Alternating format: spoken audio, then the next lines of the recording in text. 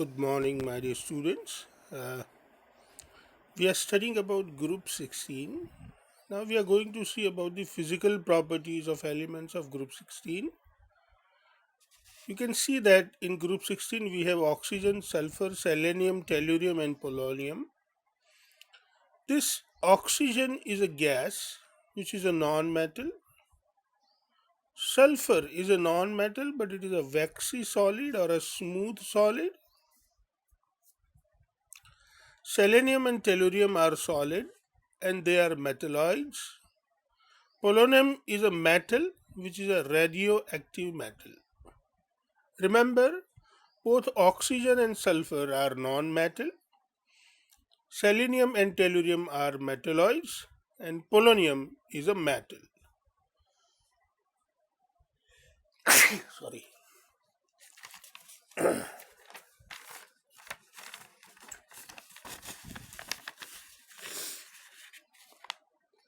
Oxygen and sulfur are non-metal. Selenium and tellurium are metalloids. Polonium is a radioactive metal. Polonium is a short-lived and half-life is 13.8 days. So you can simply understand that the half-life of polonium is just 13.8 days. All these elements exhibit allotropy.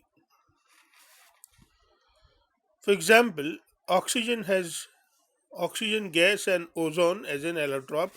Both are in the gaseous state.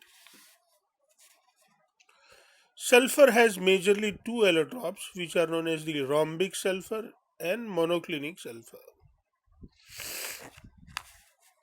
Sulfur sometimes shows cyclo-S6 chain form and at elevated temperature, mostly in the gaseous state,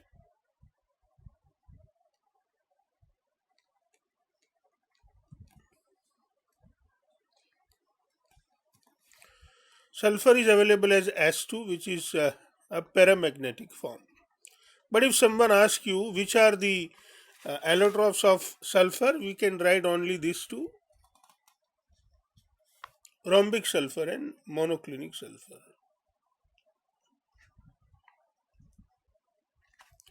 So this is how we understand about the allotropes of sulfur. The melting and boiling points increase as the atomic number is increased going down the group. So if you go down the group, that is from the sulfur to polonium, the melting and boiling point increases. Because more is the atomic mass, more are the van der Waals forces. If you go down the group, we can find that oxygen is a gas, sulfur is a waxy solid, then seleniums and telluriums are solid metalloids, whereas polonium is a radioactive metal. There is a large difference in the melting and boiling point of sulfur and oxygen. What could be the reason? The difference in melting and boiling point of sulfur and oxygen is explained on the basis of their atomicity. Sulfur exists as a S8, a polyatomic molecule, whereas oxygen exists as O2, a diatomic molecule. Obviously, as molecule contain 8 atoms, so the molecular mass is very high, and as the molecular mass is very high, van der Waals forces are also very high, and that is why melting and boiling points are high as compared to oxygen. Whereas in oxygen only 2 atoms are present, the molecular mass is very small, so less van der Waals forces. That is what it leads to lower melting and boiling point.